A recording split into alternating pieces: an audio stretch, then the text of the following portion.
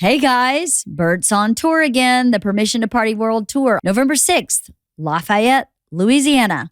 November 7th, Houston, Texas. November 8th, Dallas, Texas. November 9th, Oklahoma City. Okay. Avoid scalpers and go to berberbert.com to get your lowest ticket price. For boys, what we see is the messaging, pull up your socks, brush it off, team's waiting for you, get back out on the soccer field. And so then here we have this dynamic where he hasn't maybe learned to identify his feelings and needs and share them with mom.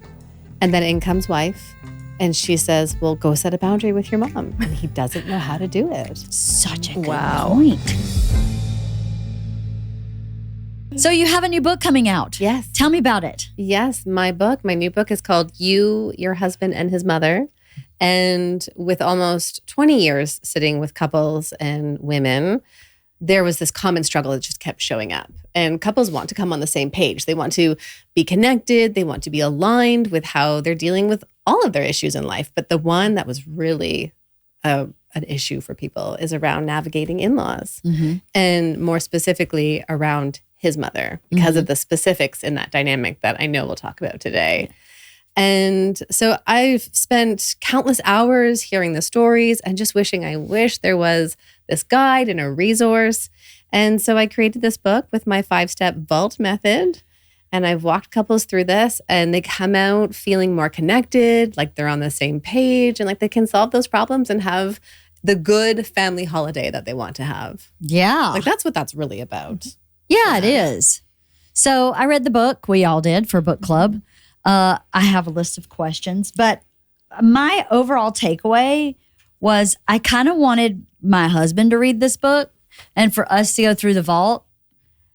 And that has nothing to do with my in-laws. Do you know what I mean? Like it's almost like if you're getting married, there's pieces of this book you should read before you have any experiences really with your in-laws, because even if your in-laws are perfect, there's still things about your own relationship and your own set of values and boundaries that could always be identified a little better. I thought it was really great. I got a lot out of this book. I really did. I love that you are sharing that, because it really is. The title is the main issue that's bringing people in. And yet if it's your mom, if it's your own mom, if it's a sibling, if it's your sister-in-law, but really this is a system for couples just to feel more solid, because that really is the biggest struggle in therapy is we are not on the same page, whether it's with parenting or with finances, intimacy, all of that. And the steps are about helping you do that together, identifying what's important to you, learning really what boundaries are. And I love in the step 4 with boundaries, how I talk about those 3 pieces that couples need to get together. I think I wrote them down.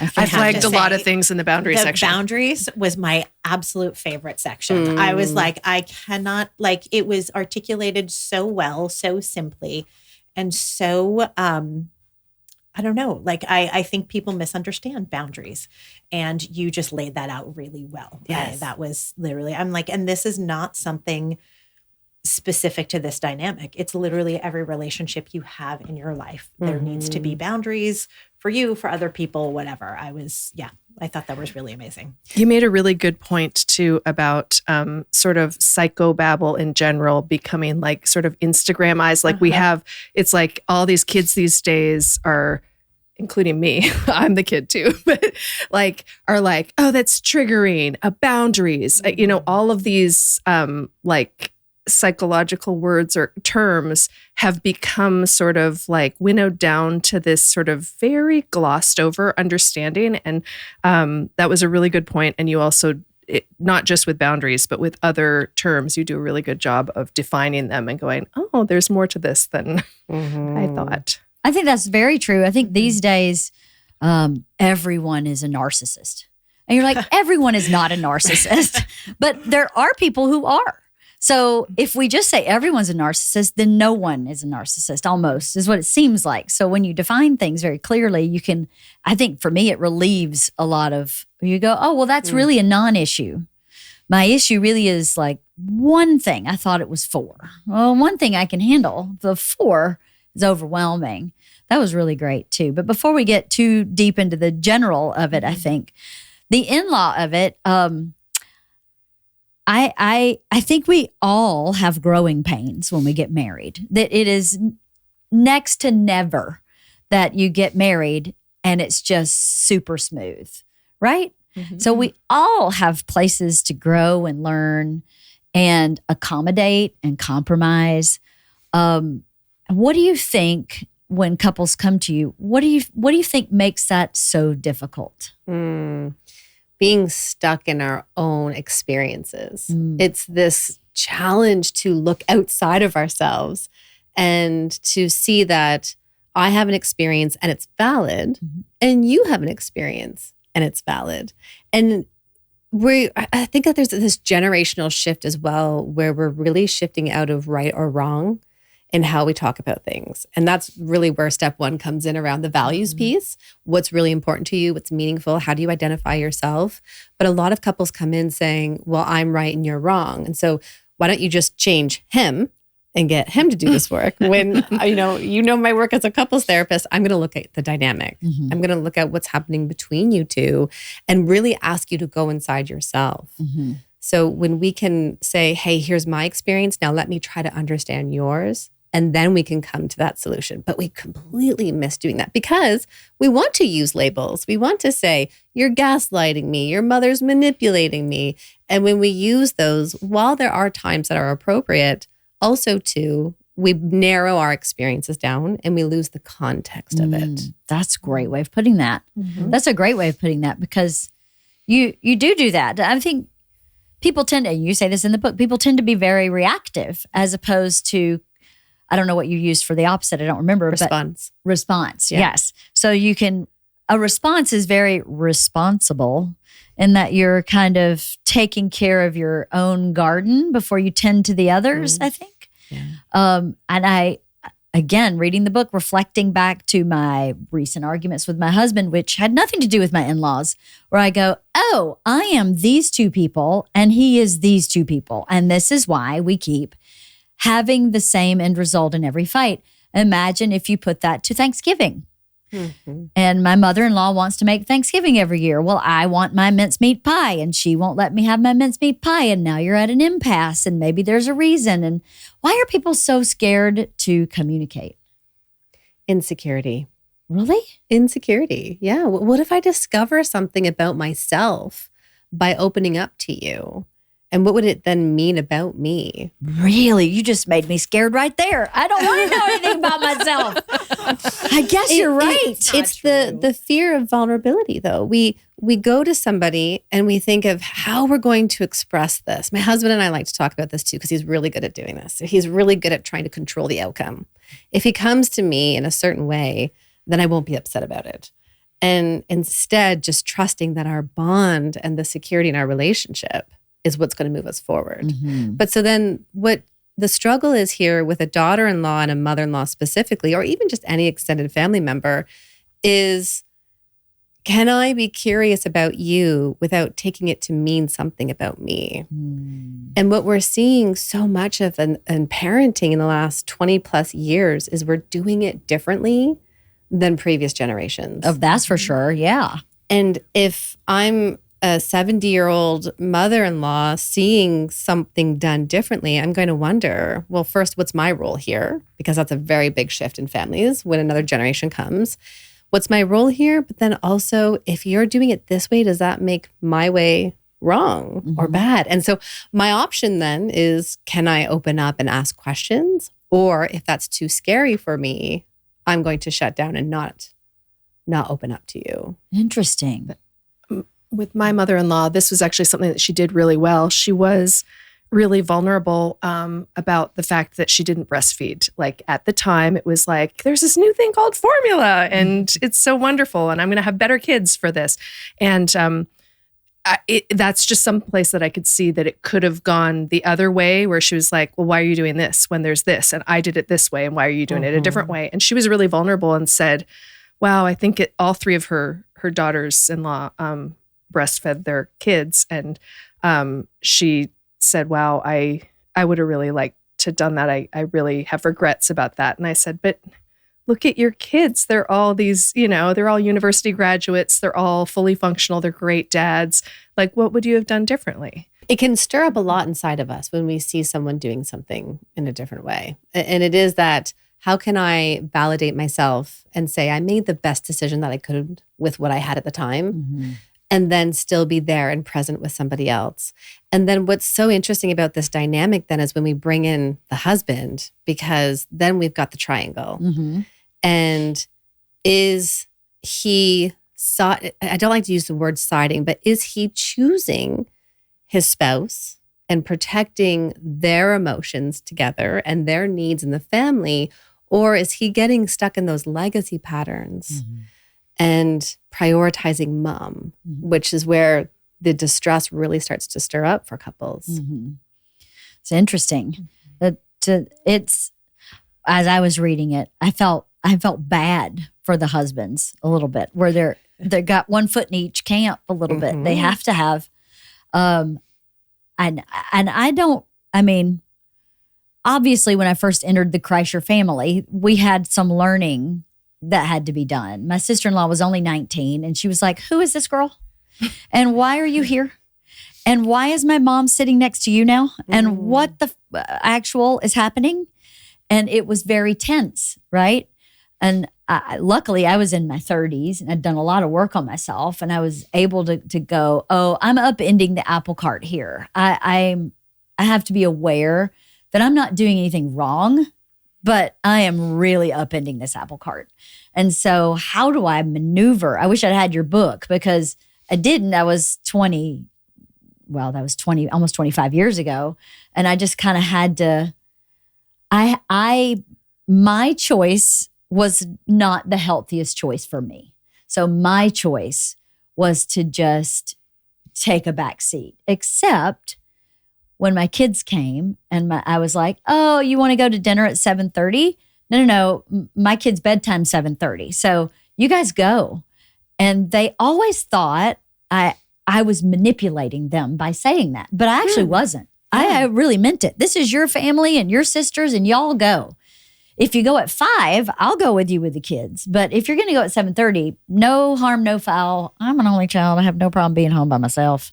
But I'm not going to spend 2 days riding the boat of this 2-year-old who's now in bed at 9:30 to have dinner. And I'm just not. And so I got a nickname from that. My nickname was Pit Viper. And my sister-in-law and I have totally reconciled Pit Viper because she is now Snake in the Grass. So now we're a team of snakes. So I feel okay talking about us because I have a snake statue right here because we are allowed, like, she's a snake in the grass, I'm Pit Viper. We have matching mugs. It's all good. Yeah. But at the time, that was really hurtful to me. And I felt really misunderstood. And she actually, to give her full credit, when she finally had kids, she actually apologized to me. And she said, she was 20. And I upended the apple cart. I was the first in-law. He's the only boy. She's the youngest child. And it really was difficult for her. And it was difficult for me because I was like, well, that's not fair. I'm not being a Pit Viper. I'm just trying to get my kids to bed on time. I really don't have a dog in this fight. Go to dinner. And I just remember feeling so misunderstood and not supported. I was like, can't somebody here stand up for me? And nobody could. So that sounds like it was a good example of a boundary, because the description was so good, because I think a lot of the time I have seen a boundary as you explained, as a request instead of, there was like a request and then there was the follow through of, great, go at 7:30, but I'm staying home with the kids. It's a great example of a boundary. And also, let's just put a pin in that marker, like in that event in your life, in the sense that something significant changed for you. You were able to go with the flow before. You didn't necessarily maybe speak up for what you wanted and didn't love the 9:30 p.m. dinners pre-babies. But then for a lot of women, when they have kids, now is the decision, am I going to be the good wife and the good daughter-in-law, or am I going to be the good mom? And that good mom is also, I'm going to parent my kids in this way, and I'm going to protect their sleep schedule so that I don't lose my cool the next day with my impatience. And so then when we put it in the family system, we miss talking about expectations and wishes. And that is a skill for people to be able to do and to come to the table and say, holidays are coming up. What's your preferred way of celebrating this? Well, here's what we would like to do now that we have a 2-year-old and a 3-month-old. And it's really hard for families to come to that conversation. Not impossible, which is why I wrote the book, but it's needed. And they're hard conversations. We never had conversations about any of it. I just kind of at a certain point did exactly what you said. I'm going to take care of my kids. Don't worry about me, right, in this equation, which is partly right and partly not right, right? There was some times I think where I should have said, no. I need to be taken care of also, but I just never did. Because you laid it out in the book why I never did. I'm like the good girl or whatever. Yeah, the good girl. One of them where I was like, I just want, I was a combination of the good girl and someone else. Well, I was like, I'm both of those people together. But I just never asserted myself. And am I better or worse off for it? I'm not sure, but I feel very confident in the way I kept my boundaries with my kids. And I was willing to risk that collateral damage to make sure that they were taken care of, right? To get through. And I have lovely in-laws. So at the end of the day, everything worked out fine. But that pit viper moment was rough. I felt very alone. I felt misunderstood, misrepresented. I felt a lack of justice. I mean, I had a lot of big feelings about, I don't know that anybody in my life would think I was a pit viper. So to have that name attached was such a misrepresentation of who I felt I was. And Bert definitely, God love him, did not stand up for me. He just was like, put both hands to the side and went, I don't know. Which sounds like from the book, that's super, super common. So common. And it's the I'm looking one way to my family and I want to keep them happy and stay close with them and connected. And then I look the other way and there's my wife. I go to bed with her every night and I want to keep her happy. And I don't know how to do this because that's often not modeled in families. No. Right? And it's interesting because I think of the conversations I have with my now 10-year-old and I'll say to him, okay, so you're going to go to the park. We had initially agreed we were going to watch a movie. Totally get it because your friends right now are so cool. Like, yes, go ahead and do that. I feel upset by it. That's not your responsibility to handle my feelings. So you go and do that. But let's make sure we carve out this other time to come back together, right? And it's this, you're not responsible for my feelings. You have to let us know what you want and need. And then we're going to negotiate through it. Right. But I think of so many of the men who didn't have that modeled for them. And a few things happen. They throw their hands up. They're like, I don't know, like I can't do this. They'll say, don't put me in the middle, which is why that triangle, which is step 3 in the vault method, is so important because nobody's in the middle. You're all in this triangle together. And then also too, then sometimes partners turn against their partner. And they'll say things like, you're being too sensitive, you're making a big deal out of this, or, that's just the way mom is, or that's the way my sister is. Like, stop, it's okay. And so then for you, it becomes these tiny paper cuts over time of, do you believe me? Do you see that this is real? And then how can I feel good in your family? Rather than what ends up happening for so many daughters-in-law, which is why this book was so needed, is that they become the scapegoat or the bad one in the family. When I started this podcast, it seemed like I had to figure out all on my own. Scripts, setup, filming schedule, logos. It was super overwhelming, and every day seemed to introduce a new decision that needed an answer. When you're starting off with something new, it seems like your to-do list keeps growing every day with new tasks, and that list can easily begin to overrun your life. Finding the right tool that not only helps you out, but simplifies everything can be such a game changer. For millions of businesses, that tool is Shopify. Shopify is the commerce platform behind millions of businesses around the world and 10% of all e-commerce in the U.S., from household names like Mattel and Gymshark to brands just getting started.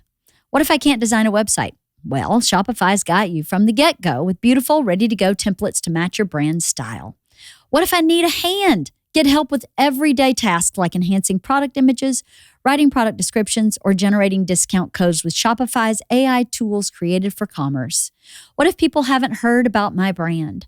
Shopify helps you find your customers with easy-to-run email and social media campaigns. And what if I get stuck? Shopify's always around to share advice with their award-winning 24/7 customer support. We've been using Shopify for years to run our Birdie Boy website, burt.com. It makes everything behind the scenes easy, to uploading new products, to making sure your shipments are out on time, to tracking your inventory. I love Shopify. It just makes having an online business so easy. Turn your big business idea into cha-ching with Shopify on your side. Sign up for your $1 per month trial and start selling today at shopify.com/wife. Go to shopify.com/wife. Shopify.com/wife. I think that's true. I think women do become a scapegoat in scenarios like that. The one good thing I will say that Bert and I did do is I read this terrible book called Men Are From Mars, Women Are From Venus. I knew you were going to say that one. How did you know I was going to say that? Because it is the book of the times. Yep. And it isn't based in research. Right. Right. And that's the one challenge with that. Compared to then we look at the other John G that's right beside on the bookshelf, which is the Gottmans. Mm-hmm. They have the Love Lab and they have decades of research behind them. Mm-hmm. Well, I'll tell you one thing that was positive from Men Are From Mars, Women Are From Venus. Sorry, whoever wrote that book. My experience of that book was it was anti-feminist and like women go shopping and men are cool. That was my takeaway. If men put the toilet seat down, then your partner will be happy. Yes. That was the takeaway message. A plus B equals C. Mm-hmm. But one thing I did take away from there that we have used through our whole marriage was Bert and I actually, in a lot of ways, I'm from Mars and he's from Venus, which was interesting because I would go, oh, that's what he's doing. Or I need to be in a cave. He needs to be heard.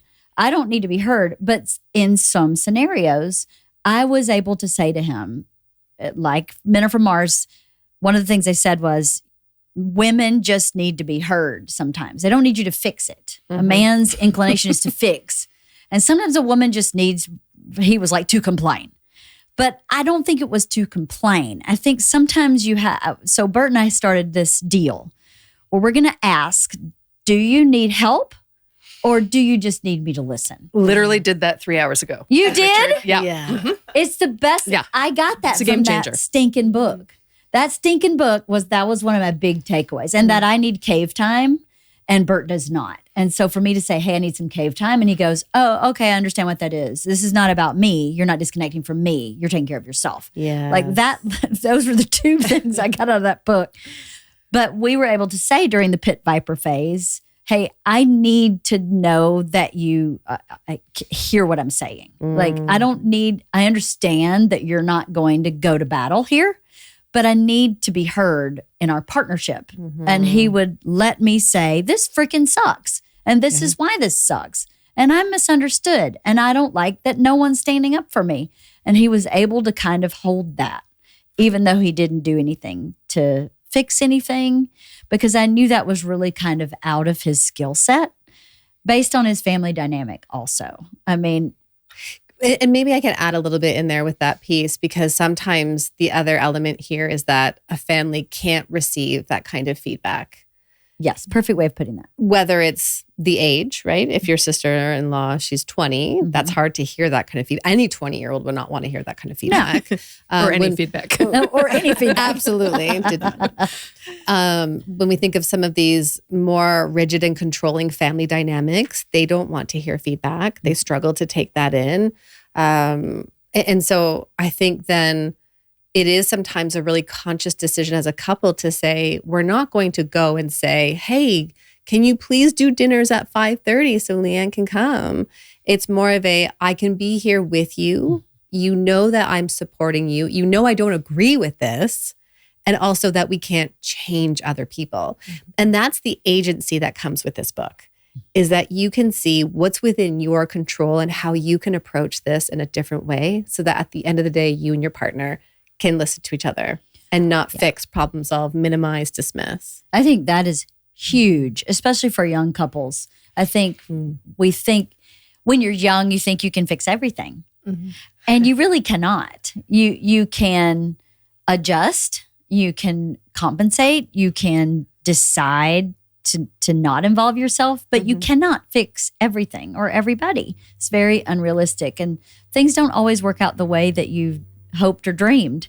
And how do you manage that? How do you deal with that? Address that for yourself so that you're okay. That made it okay for me that I was able to say to Bert, I am not a pit viper. And that in some ways we would laugh about it because we go, it's so dumb and so hurtful at the same time. But that was really helpful. It's one of the reasons that he's always been a good partner. He's not perfect, believe me. But some of those little things, those moments like that are so important, to just feel like, okay, we're on the same page here. That's connection. That's what partners are looking for. Are you going to reach for me in those hard moments? Will you listen to me? Will you be present? Will you let me know that even if you don't agree with me, that I'm still important to you? That's what we seek. We don't seek problems. We're all really good problem solvers. We can solve our own problems. Yeah, it's probably true. We do. The other day I said to my husband, hey, put your problem solving hat on. This is exactly now when you can shine. Give me the solution. Write it out for me right here. But most times I say to him, hey, can you just hear what I have to say and be the team with me? That's what we look for connection. That's awesome. Why has it taken me until my 50s to say, I just need someone to listen right now. I don't need Well, you you didn't read Men Are From Mars, Women Are From Venus 25 years ago. Just kidding. No. Why has it? Yeah. We will never know. But the bottom line is doing it now, and it is a game changer.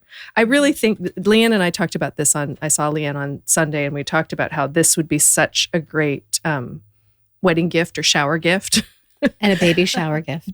Yeah. Yeah, no joke. Thank you. Yeah, I was thinking actually that there are different points in which your relationship changes, the family dynamic changes, and certain things come up again, right? Yes. Like when you first get married, and then you sort of figure out your pattern, healthy or not. And then all of a sudden kids pop up and you're like, oh, wait a minute. We've never really addressed this. So now we're back. Here we are again, and then I think as parents get older, certain things pop up again. I realize as our family dynamic is still shifting and changing because of external forces, people getting older, things, like our independence or lack of independence on a parent's level. You know what I mean? What does that look like? All of those kinds of things. So I think there's a lot of points at which this can be super relevant in your relationship. Yeah. So what's helpful to me in life has always been helpful to be able to identify something and articulate kind of what something is. Even though that rebuts sort of what we were talking about earlier of everyone's a narcissist. But at the same time, if you can say, my mother-in-law fits in this general area or category, it can help you figure out how to deal with yourself and with that dynamic. And you do that in the book. You have 6 types of mothers-in-law. There's kind of 3 types, but 2 type within each. Did I explain that right? 3 categories. Okay. 2 types within each. Okay. So will you talk about that a little bit? Let's do that. And I always preface this conversation by saying these are not diagnoses for your mother-in-law. Although when I've talked about this with others, I had a friend and their partner send each other the link to read this, and they had both said, let's do our mothers, and they laughed about it and they connected. It wasn't an attack on each other. So that was fun. But this is an understanding of who am I working with? Who am I talking to? And what's going to be best in terms of how I communicate, and what are some of those patterns that I like to see? I really like to think of patterns. And so I called them mother-in-law types. And this comes from my years of clinical experience, online, in person, the research I did. And so the first category is the internalizers. The internalizers really take the world in happening to them and inside of them. So I know many people listening will relate to the martyr. And the martyr gives endlessly, but there's guilt attached. And so the martyr will say things like, after all I've done for you, or she'll complain to her friends how exhausted she is after looking after the kids, but she's never said no to you. And that can be really tricky because, of course, we haven't labeled it, but there is this power dynamic with our mother-in-law because we want them to like us. And I think that's why so many daughters-in-law end up being kind of the good girl pleaser to begin with. Then the second type is the victim. And the victim mother-in-law experiences the world as happening to her. And I think of one of the clients I worked with where his dad left the family at a really young age. And it was just something that was always part of his mom's narrative. And then when something broke, he felt like he had to go over and fix it right away. And he became the rescuer in the family. Everything was happening to her. The second category is the externalizers. This is where they really use criticism and control in their world. So it's very focused outward. And the third type in there is the blamer. And the blamer mother-in-law scapegoats the daughter-in-law. This is someone who says, we never had these problems before you joined the family. That is tough. That is such a tough one because I remind people that these family patterns were already there long before you joined the family. You are the first one to likely notice them and to name the pattern. And that's uncomfortable. Yeah. Or to even be the first person to say, I'm not going to go out at 7 or at 7:30 at night. You might have been the first person to say that in the family. Oh, for sure. Right. I was the first person that had a clear boundary. I think so. I think they are a very loving family who grew up, mom's a teacher, dad's a lawyer, but I don't think they had a bedtime. I'm pretty sure they didn't have a bedtime, which is fine, but I had a bedtime and that's the way it's going to work in my house is there's a bedtime. It was like you talked later, kind of a value thing. I valued structure for my kids and that's just not what they valued or they didn't value it in the same way. And so that's okay. They have 3 healthy, successful children. They all made it to adulthood. But it's just I wasn't going to do that. That just wasn't how. My kids didn't sleep in bed with me. They did. It's just different. It's just different. And I love how you said that. They're just different values, not wrong or right. It's just what works best for us. 100%. Yeah. Okay. So the fourth type is the controller. The controller says this is how we always do it. We often think of this matriarch in a family, this top down saying you have to show up on Thursday for Thanksgiving dinner. This is the day that we have it. Or you always put socks on a baby. So make sure you put the sock and you don't rock the baby, you put her right down into the crib. Then the third category, these are the balancers. They can do both. So the 2 that are in that category is the first is the distancer. And this is where a lot of daughters-in-law say to me, my mother-in-law lives 20 minutes down the road and she sees our kids twice a year. And so it's someone who is more avoidant. And this has likely been a long-standing pattern. But before having kids, maybe the daughter-in-law and partner were okay with that distance. But now having kids, they want the village and want that support to come in. And then the 6th type is the supporter. This is where one of my clients would say, I've hit the jackpot. My mother-in-law comes over, she supports me, she's caring, someone who really turns them towards each other in their marriage and to focus on that. That's so well laid out, right? I think you can find your combination of mother-in-law or your pure mother-in-law in any of those. And it's so helpful to just be able to say, oh, that's what I'm dealing with, like you said before. You also have 3 types of daughters-in-law. Yes, I called them styles intentionally because this is something that you have more control over within yourself to change. And we've already touched on kind of that waxing and waning through. Are there times where I'm this good girl daughter-in-law? Are there times where I'm the manager? The good girls are the people pleasers. They're the ones who say yes, but they also end up feeling like the victim over time because their needs go on the wayside. They have the porous boundaries, right? It's sticky because you'll grow resentful over time. And then oftentimes we also see this shift into the manager style. And the manager style, then this can come up sometimes after having kids. It's and I'm not saying that this was your experience, but totally. Bedtime is 7:30, not 7:32, it's 7:30. We have to do it this way. And that rigidity and control is a effective coping strategy for many. But when it comes up against expectations of other people, that can become difficult. And then we have the collaborators, and that's someone who can do both, who can be in contact with their values, who can assert themselves and have boundaries. They still have to focus on communicating their own needs, but they're able to sit into that space more. So Tracy, is it reasonable to say that some of this it can be developmental because that's a changeable style? Because I feel that in my newlywed days, I was the good girl. And then as a parent, it was like, no, this is this is what's happening. Snack is now. Dinner does not happen past this time. And then I've become more of a collaborator now that I'm in middle age and my kids are, older teenagers and that. Absolutely. And I think that's the style piece of shifting back and forth. In some ways, how we look at attachment styles with anxiety, how it could be low anxiety, high anxiety. So there's a shifting. And again, it's all context. What phase of life are you in? How are you feeling within yourself? And in chapter 3, I walk people through the different inner children or inner child that we hold that we're still trying to heal. And then how that shows up in those different life moments that we still have to do work with. Right. So what kind of daughter-in-law do you guys think you are right now? What's your style? I would say collaborator. Yeah. I feel like at this point, we've done it all. I mean, Do you feel like you were ever one of the other two? Good girl or manager? Definitely good girl, specifically when we first got married and when my mother-in-law first moved in with us. Absolutely. Manager, I don't know that I've ever been super rigid. Like we definitely were more rigid once we had kids, but there was always that piece where you're like, well, okay, so dinner's at 7:30, but it's Thanksgiving. So obviously that goes out the window. You know what I mean? So I don't know, maybe a little bit. No, What about you? You just said it. You Yeah. went from good girl to Mostly, but I mean, I would still say defers to good girl.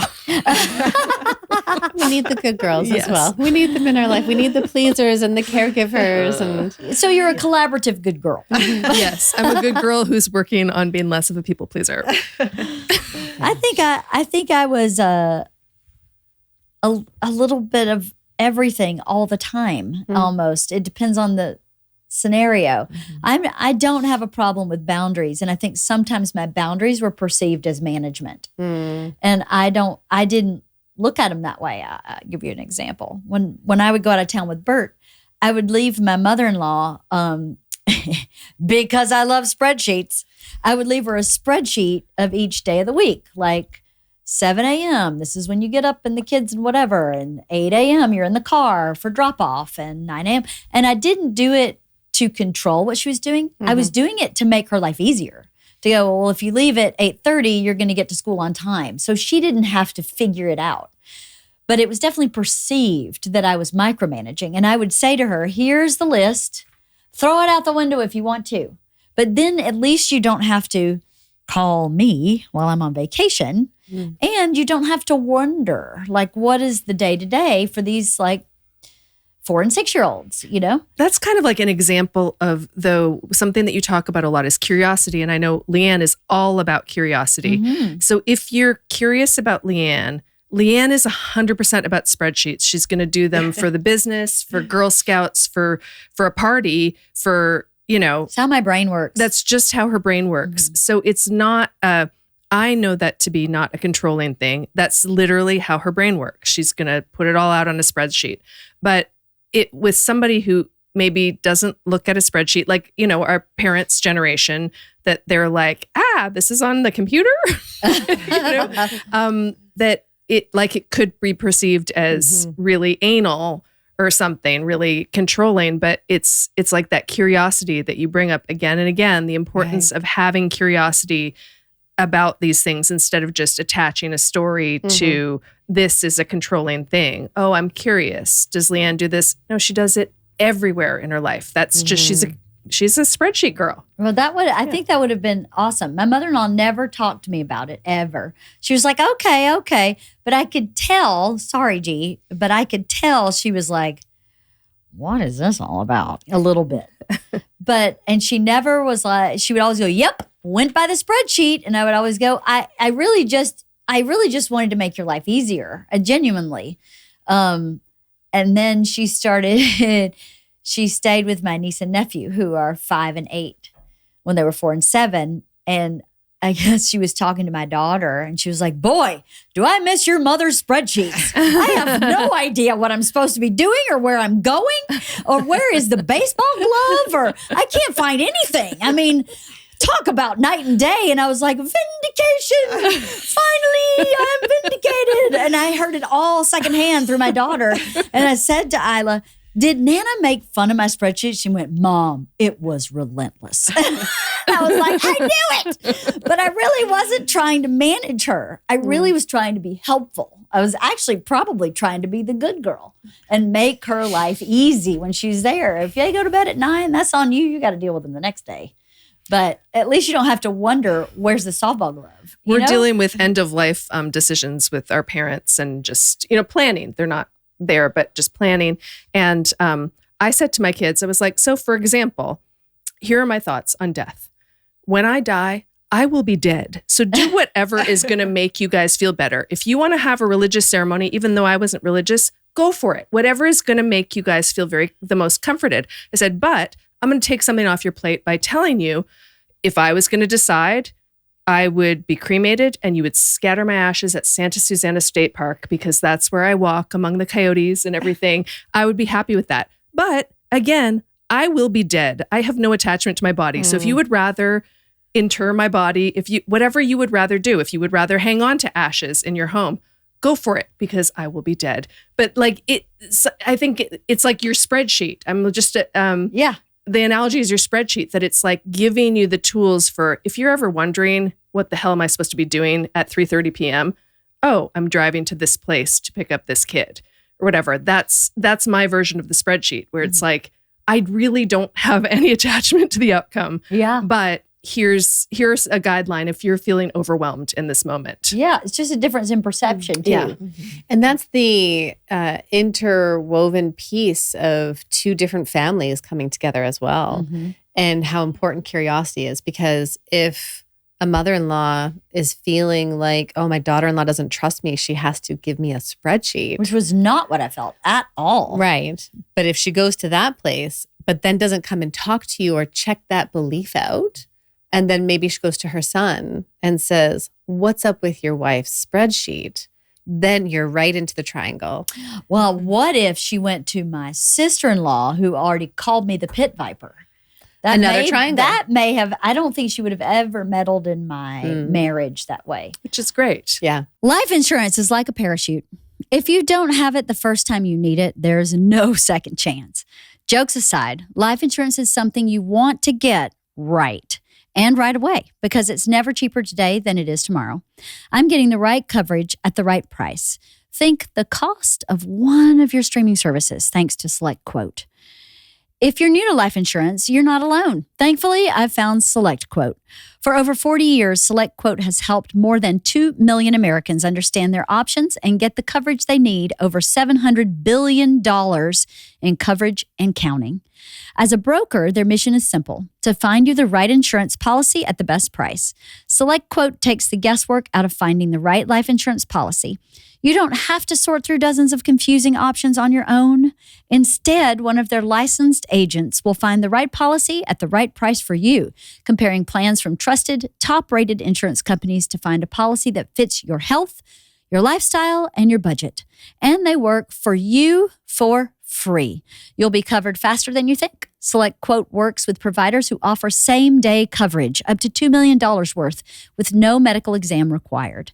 And you're not out of luck if you have pre-existing health conditions, because SelectQuote partners with companies that offer policies for people with conditions like high blood pressure, diabetes, or heart disease. Life insurance is never cheaper than it is today. SelectQuote. They shop, you save. We've had life insurance since we've had Georgia Kreischer. So for 21 years, as soon as we had a baby, we got both Bert and I insured, because heaven forbid something happens. You want to make sure those that you care about in your life are taken care of. Life insurance is never cheaper than it is today. Get the right life insurance for you for less and save more than 50% at selectquote.com/wife. Save more than 50% on term life insurance at selectquote.com/wife today to get started.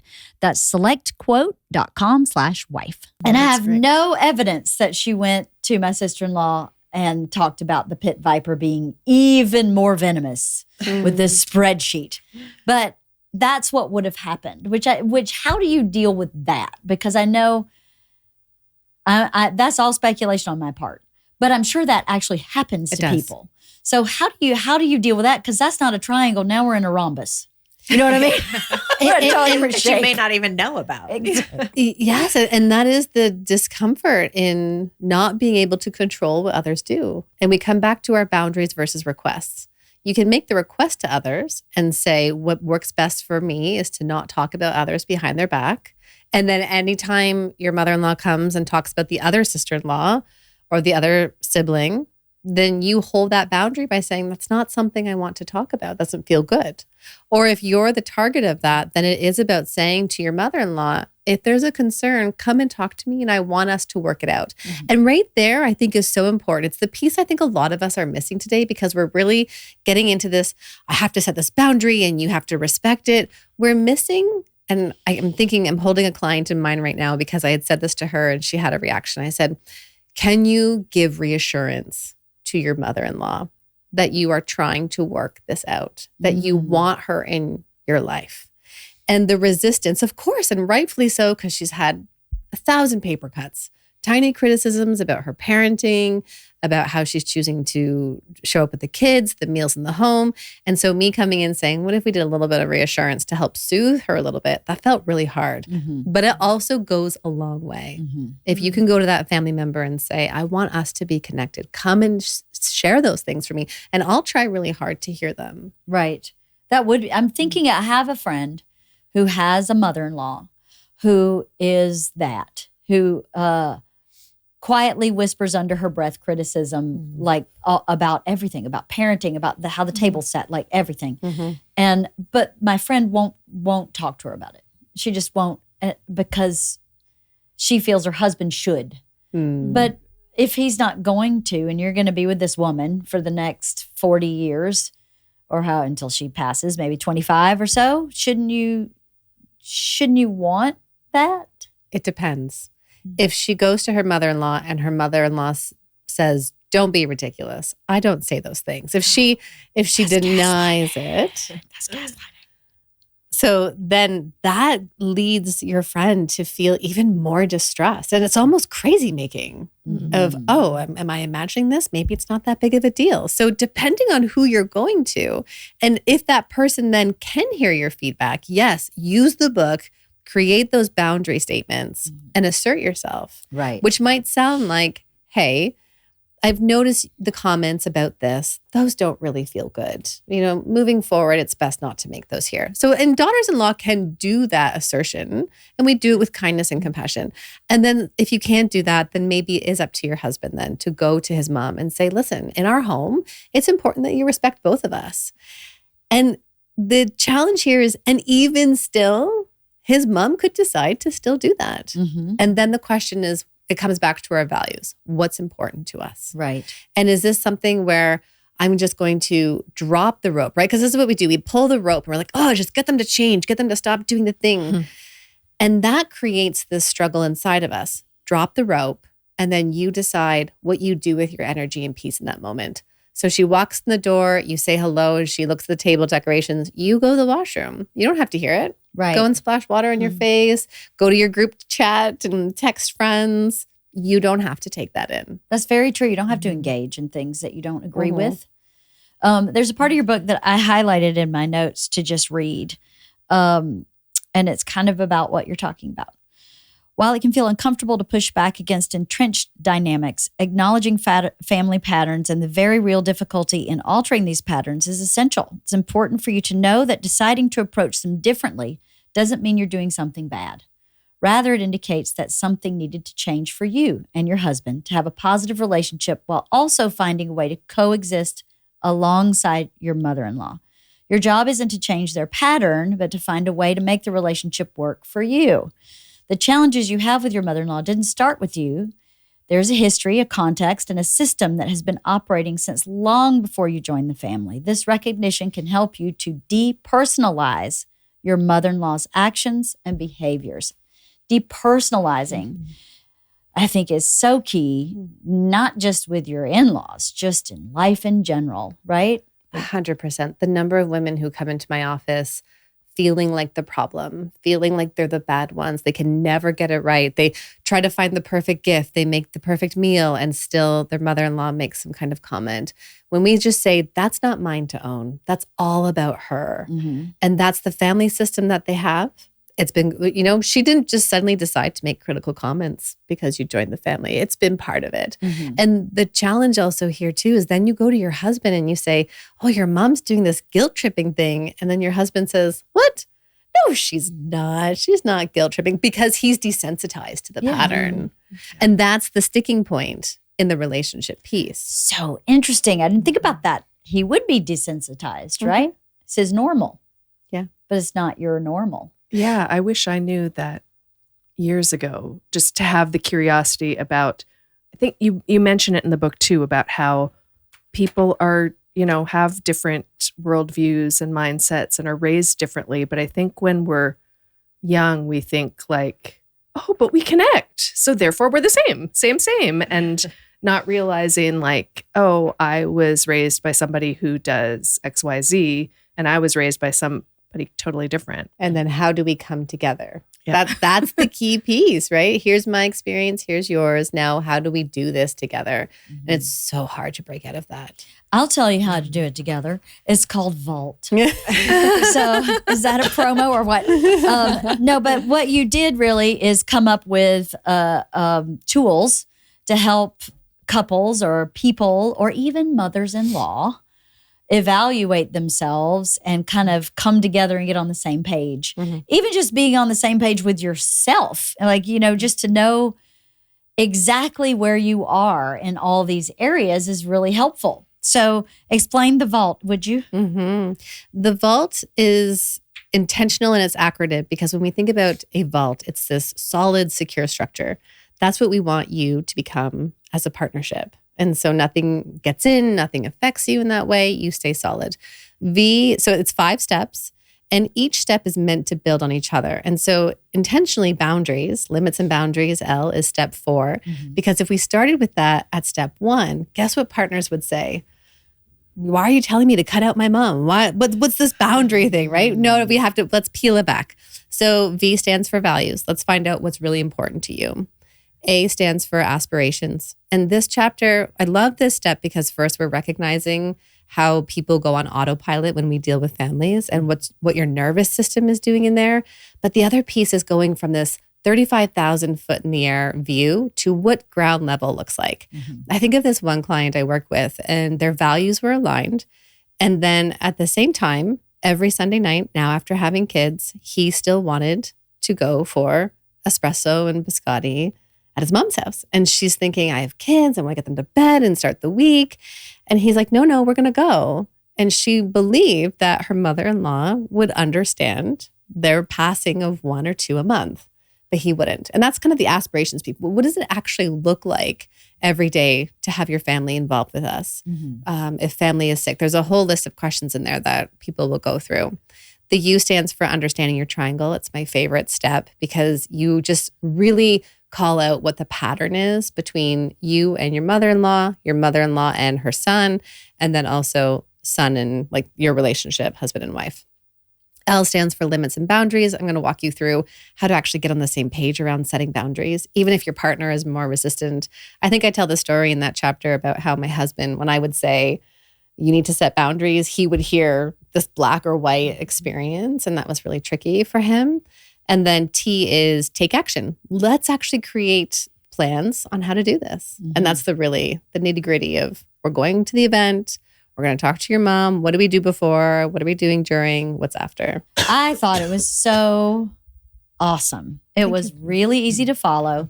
I found a lot of value in it. Good. I read it, but didn't practice it. But I said to Bert, so Bert and I used to do this thing do this thing called the summit, where we have a business meeting about our relationship, so that we I always say, we lay our weapons at the door. The agenda is to understand each other and to kind of say, where are you?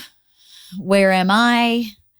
Where do we want to be in 6 months? It's goals, but also a little more than goals, like what's important now, because what's important now was not important when our kids were at home. And so we call it the summit. And I read this and I went, I think we need a summit, and I think we need to go through this again. Like, we haven't really talked about this deep of a stuff in a long time. And most of it's probably still the same.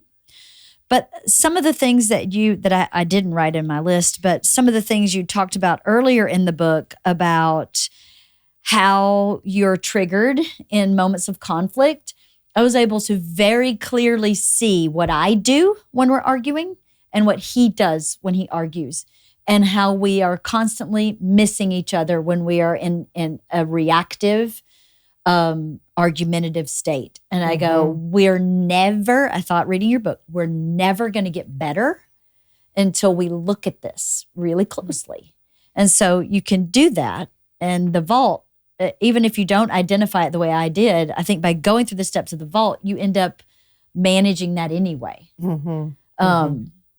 So it made me really sad. I said to Bert, I think we need a summit, because I now have a plan. It may be a weekend retreat where we get all this stuff kind of hammered out. And so what's inspiring to me about that is that if you're a new couple, or if you're an old couple and you keep going around in circles about the same thing, you have a real hands-on way of kind of untangling that knot a little bit.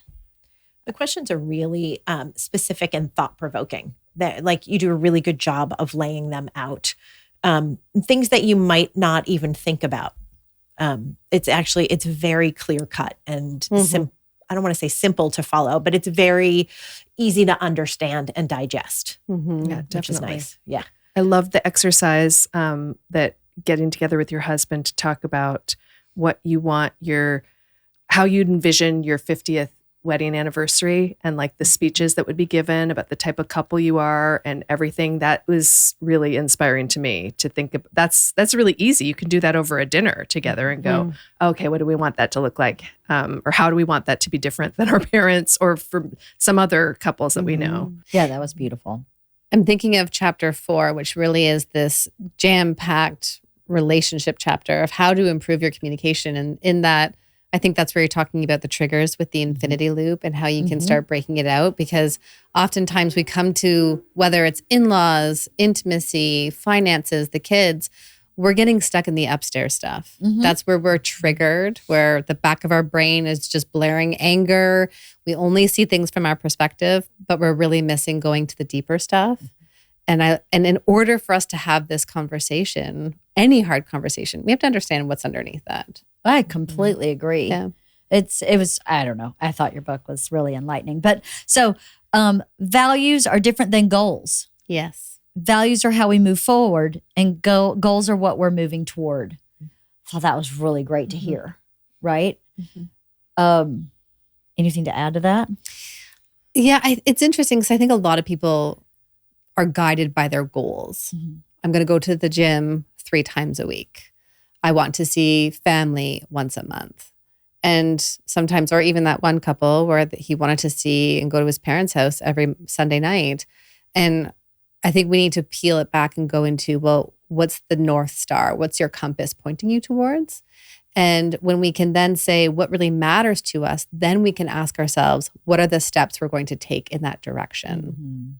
And that applies to everything, right? Everything, to healthcare, to parenting, to friendship, to your work colleagues, to everything. And I love that you had a list of 100 values, because some of the things on your list were values of mine that I had never articulated. And just articulating that really changed. I had a guest recently who said to me, the Navy SEALs don't set goals, they set standards. And I went, I am totally that person. I am someone who goes, no, this is the standard. There will be a spreadsheet. That's just a standard. It's a given, and that's the way it works. But I was like, that to me just reframed something so beautifully. And your 100 lists of values were really helpful. Aspirations, identifying how you process conflict. I wrote that down, and I'm not sure why. In that moment, are you entering into more of a fight or flight mode, or are you shutting down? Okay, that's why I wrote that down. That's really about getting to know your nervous system, what happens to you in stress. Are you the fighter, or are you freezing? And once we can identify that, then you can also practice getting back into calm, being more regulated, and then having those conversations. I know I wrote that down. I do all of them. I do all of them. Bert used to go, how do you not know what's going on in your brain? And I go, because I am frozen. My brain is completely a flat line. I have no idea what I'm thinking or feeling. No idea. And then I also obviously have fight. And so I was like, wow, I really have a lot of work to do in that area to be able to identify and calm myself down. And just to normalize that, Leanne, we all have that experience depending on the context. Also, depending on our histories, we might tend towards one. I remember with one client, she would go to the freezing position. And so her partner would get defensive and she would just kind of curl into a ball on the couch. And that was the entry point into their negative cycle. And she would just completely shut down. And that was adaptive for her at a different time in her life, as all of these strategies are. And then, so recognizing where do you go to and then what do you need? But it's always this piece of my nervous system is sending me a message. And then what does my nervous system need? Ice cream. Sometimes. I mean, always it's just ice cream. In your triangle, over and above what you were talking about, the one thing I wrote down from there is to believe each other. Oh, I loved that. Yeah. To believe each other. I think that's something that's not instinctual to everybody. To believe someone outside your family, even your family of origin. Right. Does that make sense? Yeah, I often think of our parenting strategies and how important it is when your children come to you and the first thing you say is, I believe you. This is a hard experience that you're having. I might have 100 other questions and thoughts about it, but I believe you. And that's our core need, is to know that we're okay. And so it's not to say that your partner is right. So your partner comes, you get into the car after the family event and she says, your mother is crazy. She, all the things, right? She's not communicating it in the best way. And he can say, I believe that this was hard for you. I believe this didn't feel good for you when my mom commented about feeding baby again. That's all that we need to say. Yeah. And wow, it just lands. It just hits home for so many people. It hit home for me. I was like, because in the Pit Viper, Bert believed me. There's nothing we could do about it. But he was like, that sucks. Right. That's not fair. That's not right. Can't help you, but that's not fair. So he at least believed me. And in feeling that I was believed, I guess, it just takes a lot of for lack of a better word, a lot of the venom out of it, a lot of the sting, I'll add to that too, Leanne, is that we're not asking partners to abandon their family. And I think that's what is so important about this book, is there in no way is this abandonment of where you came from, but instead it's, how do I prioritize and choose my partner? How do we look after the emotions in this house? And then we can communicate what we need and bring in family so that it's just in a way that works for us. Right. It's inclusive. So your limits and boundaries, there are 3 necessary components to the process of setting boundaries as a solid team. Yes. What are they? The 3 are willingness. You both have to be willing to do this work. Importance. You both need to see why this is important. And if we don't see why to change something, we just don't do it. That very much comes from motivational interviewing and how we understand people change. And then the 3rd one is ability. And it's so interesting because a lot of times people will have the desire to do something, but they don't have the skills. Hmm. And that's really where the rest of that chapter comes in, is I'm going to walk you through how can you actually do this? Right. So helpful. Yeah, the exercises are really good. And they're very, like a lot of them are just, again, the curiosity, just asking, what were your ideas growing up about the mother-in-law relationship? And I was like, I mean, that one just sort of hit me in the gut of like going, oh yeah, like I know where I got my ideas from. Right. And thinking about that and thinking about why that would be very different from my situation. You're reminding me of something we haven't touched on just yet. And that is how women and men have this different experience with their mothers-in-law. And so, or even with their own mothers. And so with your own mom growing up, you likely learned to assert boundaries in a certain way. Well, just kidding. And I'll contextualize it. And in the sense of, there was probably an angry teenager stage where you slammed a door.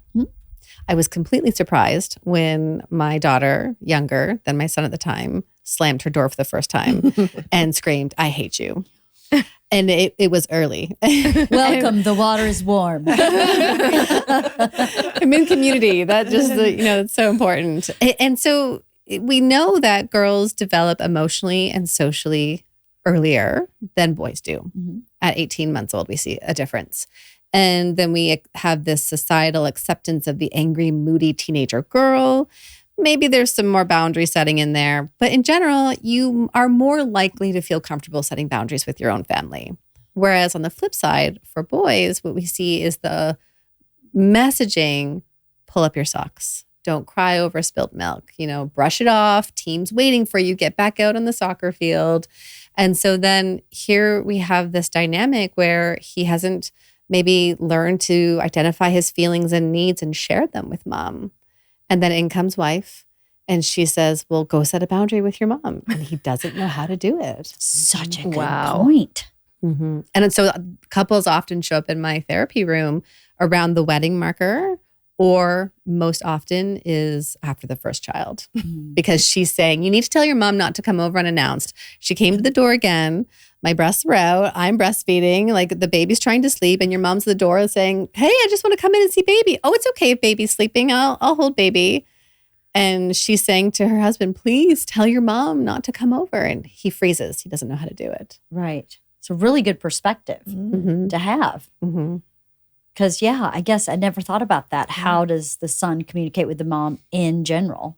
I think the three of us are pretty self-actualized people. We are successfully, happily married. We've clearly figured out how to navigate this. So we can easily look at this book and go, helpful, but maybe not something we needed to get through.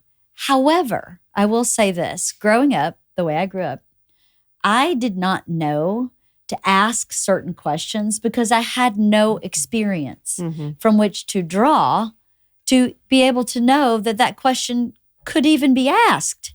So there are people who end up in family dynamics that they are completely without verse for. I think it's such a good toolkit. I remember arguing with Bert when we were first married, and not knowing how to say what I was feeling because I had no experience of that conversation anywhere, nowhere. No one talked about feelings in my family, and not like feelings were bad. It's just, I don't think that they, for lack of a better word, I don't think they paid enough attention to them. They just continued putting one foot in front of the other and functioning the way they were functioning, where I wasn't wired like that and had no tools, So I don't know. I think this book is so good for so many reasons. Just packed full of tools of jumping off places. And tools, you're right, tools regardless of whether or not it has to do with your mother-in-law. But of course, the focus is on the mother-in-law dynamic, which, I mean, I saw so many friends represented in here. Same. Wow. Yeah. I saw work relationships represented in here, where I have things that go in cycles where I go, wait, I've done this like 8 times with this person. I've set this boundary and it's happening again. How am I saw that in here as well. But anyway, taking action, the AAA approach to action Yes. is Anticipate, act. You're putting me on the spot. Now I'm going to forget the last one. adjust. Adjust. I wrote it. Thank you.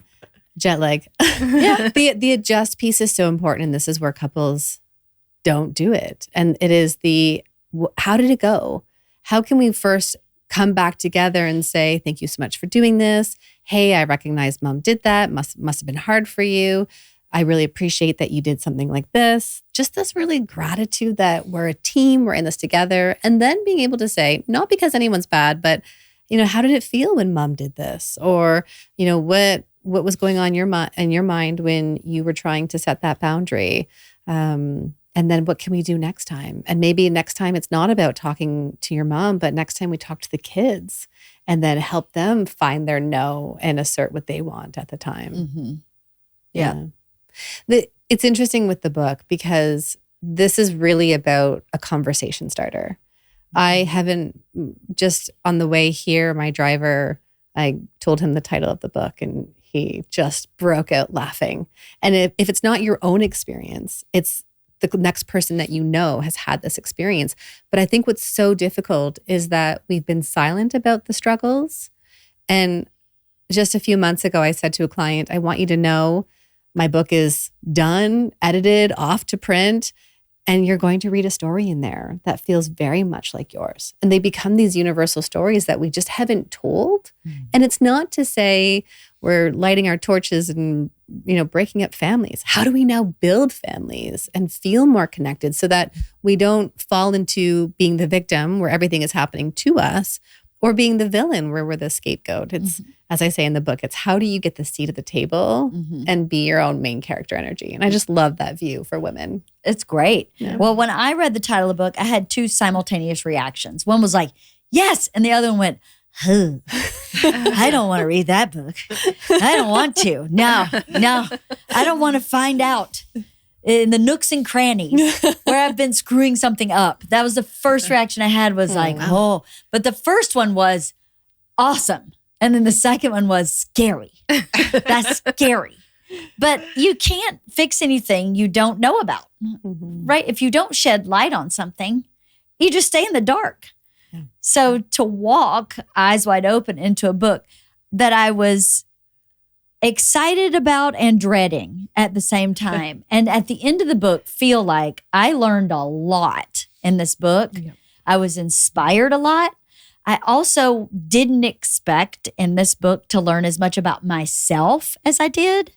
And I actually feel like I read a good part of it. And then this weekend I crammed because I've been so busy that I said to myself, I'm going to cram, and then I'm going to take this on my flight today and really absorb the pieces that I needed to sit with. Because some of it, you need to read and put it down and sit with it. And I'm going to go back and do that. And I'm going to make me and Bert do this together. It's so valuable.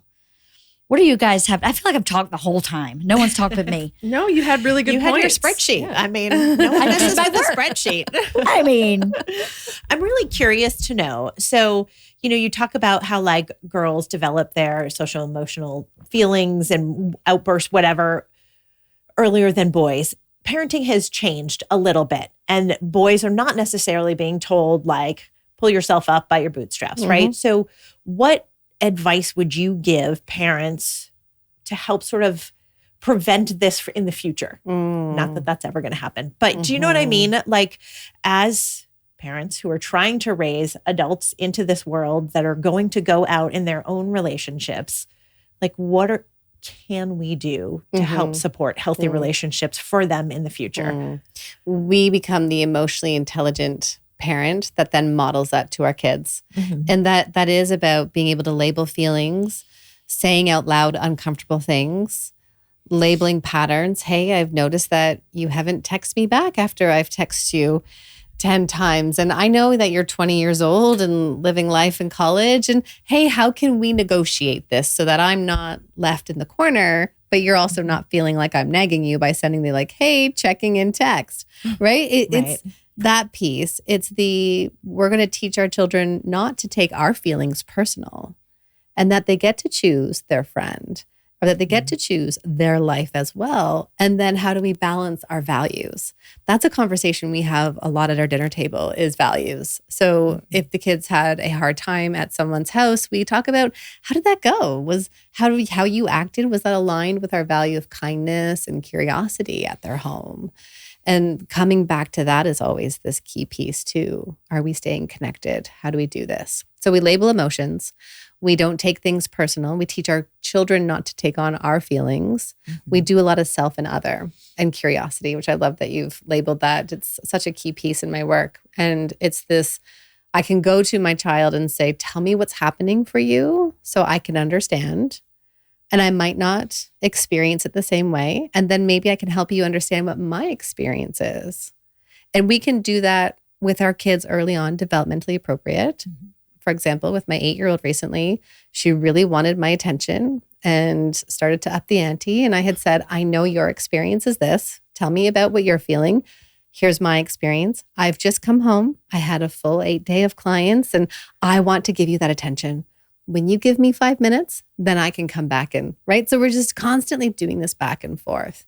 The book also has this last section that I really love because it's probably the second most common question I get, which is, how do I become the mother-in-law I want to be?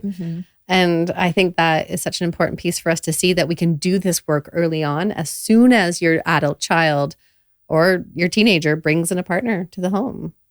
One thing that you mentioned several times, or maybe some of your clients mentioned several times, is really wanting some validation. And so that was my takeaway, becoming a mother-in-law one day, maybe, hopefully. But I guess I won't be. I just have girls. So anyway, I'll be a different. But my takeaway was that to just validate, and compliment, because there's no amount of compliments that are too much for in that relationship. I think of when women become mothers, if they decide to, and how then this conflict shows up because, again, everybody has their own expectations.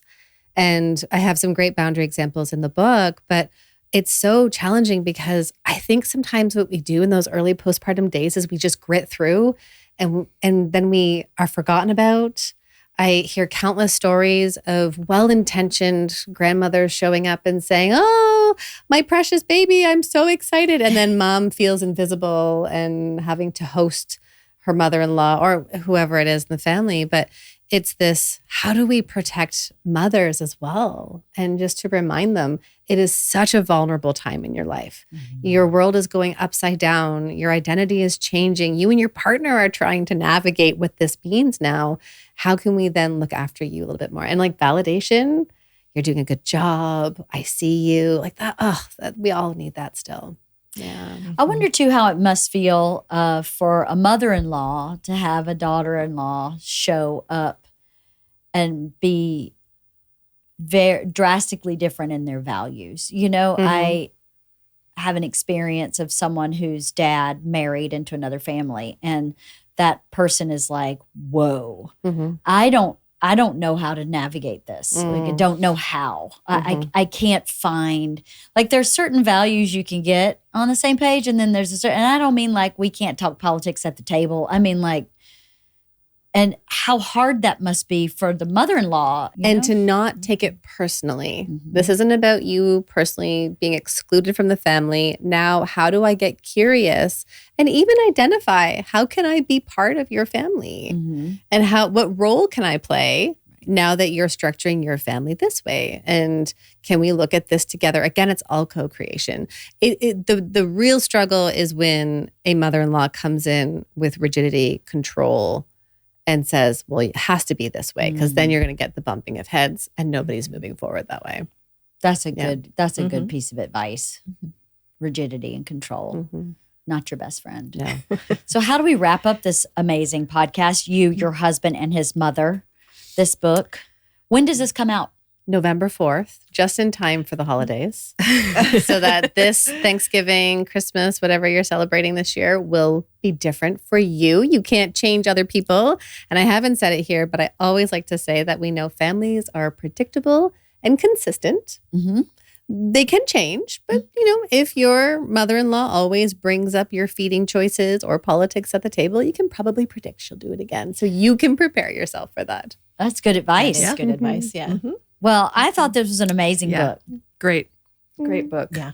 Thank you. Yeah. What a gift to be back sitting with all three of you. I know. Thank I feel you like so it was too much. short. I could talk for another hour. Did we go for an hour? I have no We idea went how for long. an hour and 20. Oh. Something like that. I know it went that quick, didn't it?